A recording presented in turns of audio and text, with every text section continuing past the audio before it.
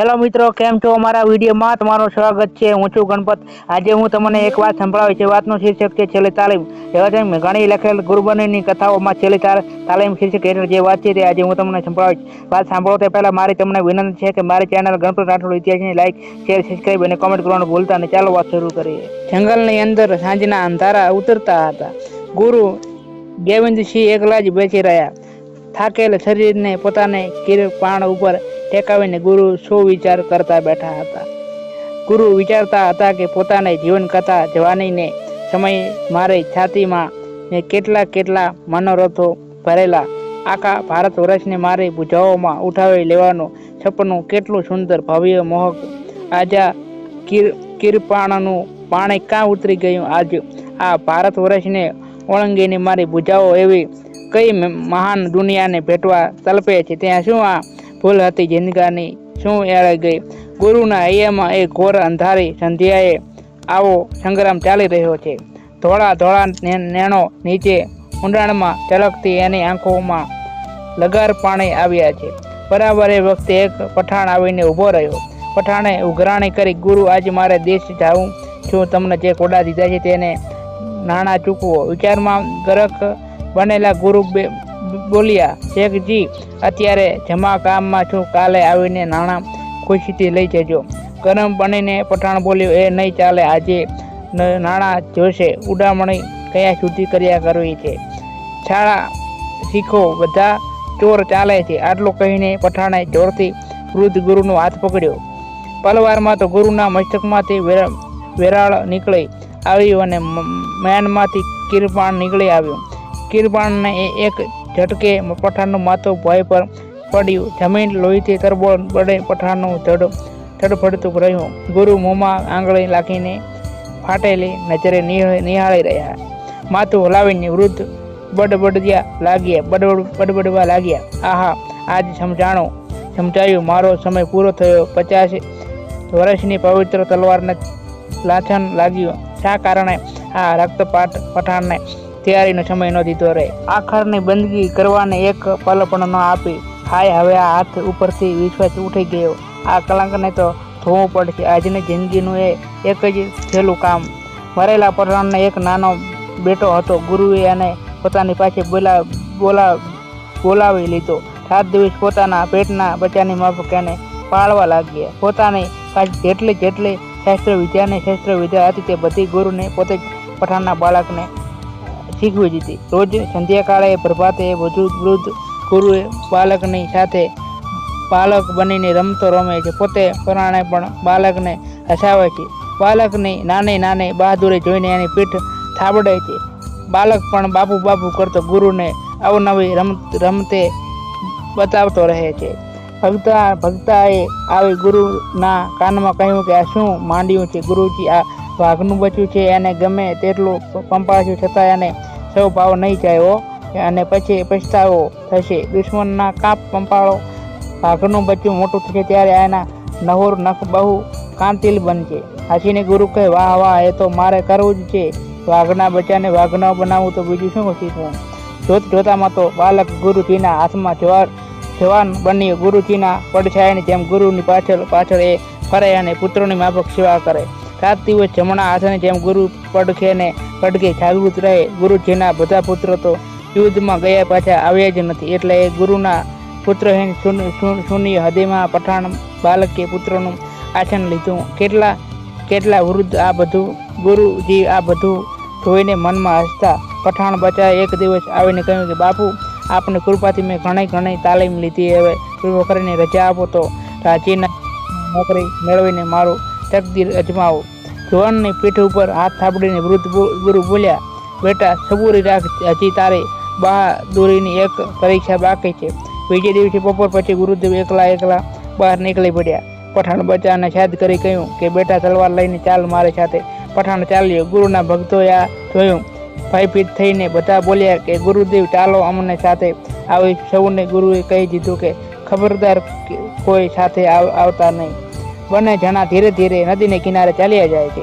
કિનારાની ભેખડમાં વરસાદની ધારાઓને જાણે આંગળીઓ ઘસીને મોટા ચીરા પાડી દીધા છે. કાંઠે ઝાંડવા ધૂળ જામી પડેલા છે. સપટીક સરખી જગારા કરતી સિંધુ ચૂપચાપ ચાલી જાય છે. કેમ જાણે બધી વાતો જાણતી હોય પણ છુપાવતી હોય. એક ઠેકાણે પહોંચીને ગુરુએ જુવાનને ઈશારો કર્યો. જુવાન થંભ્યો. સંધ્યાકાળનું છેલ્લું અજવાળું કોઈ એક પ્રચંડ પડવાગડાની જેમ પોતાની લાંબી છાયારૂપ પાંખો ફફડાવીને જાણે અનંત આકાશમાં ઉડતું પશ્ચિમ દિશાને પહેલે પાર ચાલી ગયું જતું હતું. ગુરુએ રેતીની અંદર એક ઠેકાણું આંગળે ચીધીને કહ્યું, મામૂદ અહીં ખોદ. મામૂદ ખોદવા લાગ્યું.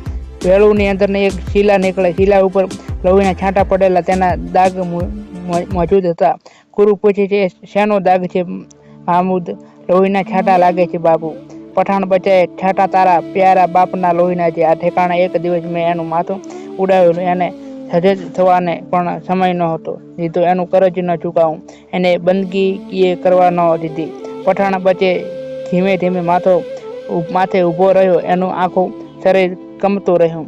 ગુરુ બોલ્યા, રે પઠાણ, શું જોઈ રહ્યો છે? બાપનું વેર લેવા તારું ખૂન તલપતું નથી શું? બાપુ, બોલો ના, મારાથી નથી રહેવાતું. ધિકાર છે ભીરું નામરદ, પોતાના વહાલા બાપને હણનારો. આજે જીવતો જવાને પઠાણની હાડીઓ આજે પોકાર કરે છે ને વેર લે છે. જંગલના પ્રચંડ ઝાડ પણ જાણે બોલે છે કે વેર લે. ભાગની માફક કુહાર કરીને પઠાણ ખુલ્લી તલવારે ગુરુની સામે ધસ્યો. ગુરુએ પથ્થરની કાંઈ પ્રતિમાની માફક અચળ બનીને ઊભા રહ્યા. એની આંખો એની એક પલકારો પણ ન કર્યો. પઠાણની આંખમાંથી લાલ આગ ઉઠે છે. ગુરુની આંખેમાંથી અમૃત ઝરે છે. ગુરુ કહે છે, પઠાણ હારિયુદ્દીન બની ગયો. ગુરુએ ચરણે તલવાર મૂકીને બોલ્યો, હાય રે ગુરુદેવ, આજે શૈતાનની સાથે આવી રમત કા આદરી? ખુદા જાણે છે કે પિતાનું ખૂન હું ભૂલી ગયો છું. આટલા દિવસ થયા તમને જ મેં મારા પિતા ગુરુઓને બંધુ કરી માન્યા. આજે મમતાને મનમાંથી શા માટે ઉખેડું? જનૂનને શા માટે જગાડું? પ્રભુ, તમારા કદમની ધૂળ જ હરદમ મારે હાથે પહોંચતી રહેજો. એટલું બોલીને પઠાણે દોડ દીધી. એ ઘોર જંગલમાંથી એક સિવાસી બહાર નીકળી ગયો. પાછળ જોઈ નહીં, પલવાર પણ માર્ગમાં અટક્યો નહીં. જંગલ વટાવીને યુવાન ઉઘાડા આસમાન નીચે ઊભો રહ્યો. ત્યાં શુક્રો તારા ઊંચેથી શને ધારા વરસાવી રહી હતી. ગુરુ ગોવિંદ એ ઘોર અરભણીમાં થંભી રહ્યા. એની આંખો આંસુથી ભરાઈ ગઈ. જિંદગીના છેલ્લા પાપનું બંધન કાપીને આજે તે એને ચાલી નીકળવું. એ ઝંખના તો અણપૂરી જ રહી ગઈ. તે દિવસથી પઠાણ ગુરુદેવથી દૂર ને દૂર રહે છે. ગુરુનો પડખો છોડીને પોતાનું પીછાનું બીજા ખંડમાં પાથરે છે. બાપુને જગાડવા પરવઠિયા એને વખતે કદી એકલો જતો નથી. રાત્રિ પોતાને પાસે કાંઈ હથિયાર પણ રાખતો નથી. નદીને કિનારે ગુરુની સાથે એકલો શિકારે પણ નથી જતો. ઘણીવાર ગુરુ એને એકાંતમાં બોલાવે છે ને પણ પઠાણ આવતો નથી. બહુ દિવસો વીત્યા ને આ વાતો ભૂલાઈ પણ ગઈ. હજી એક દિવસ ગુરુદેવે પઠાણ પાસે શતરંજની રમત પાદ આદરી. બપોર થયા, સાંજ પડે, દીવા પેટાવ્યા, પણ એ બંને જણા શતરંજમાં મશગુલ છે. પઠાણ વારે હારે છે. તેમ ને તેમ એને રમવાનું સુરાતન ચડાય છે. સંધ્યા ગઈ, રાત પડે ને માણસો ત્યાં હાજર રહ્યા. તે બધા પોતાને ઘેર ચાલ્યા ગયા. રાતે જામતી ગઈ. જન અવાજ થવા લાગ્યા. નીચું માથું રાખીને તલીન મને પઠાણ રમી રહ્યો છે. અચાનક આ શું થયું? ગુરુદેવે આખી બાજી કાં ઉટાડી મૂકી? છોગટું ઉપાડીને પઠાણના કપાળમાં કાં માર્યું? પઠાણ શતબદ્ધ થઈ ગયો. હાસ્ય કરીને ગુરુ બોલ્યા, રમ્યા નામરદ. પોતાના બાળકને હણનારાની સાથે જે બાયલો રમત રમવા બેસી તેની તે કદી જીત થતી નથી. વીજળી ઝબુકે તેવી રીતે પઠાણની કમરમાંથી છરી નીકળી. પઠાણે ગોવિંદસિંહની છાતી છુરીથી વીધી નાખી. છાતીમાં લોહીની ધારાઓ ઉછળે છે અને ગુરુદેવ હસીને પઠાણના માથા ઉપર પોતાના હાથ મૂકે છે. મરતા ગુરુ બોલે છે, બચ્ચા, આટલી વિદ્યા ભણ્યા પછી આજ તને ભાન થયું કે અન્યાયનું વેર કેમ લેવાય? બસ આજે તારી છેલ્લી તાલીમ ખલાસ થઈ. અંતરની દુઆ દઈને હું જાઉં છું એ પ્યારા પુત્રો. ને આવી લોક સાહિત્યની વાત જો તમારે રોજ સાંભળવી ગમતી હોય તો અત્યારે જ અમારી ચેનલને સબસ્ક્રાઈબ કરો. હવે પછી કઈ વાત સાંભળવા માંગો છો તે અમને કોમેન્ટ કરીને કહેજો. લાઈક કરતા જાજો.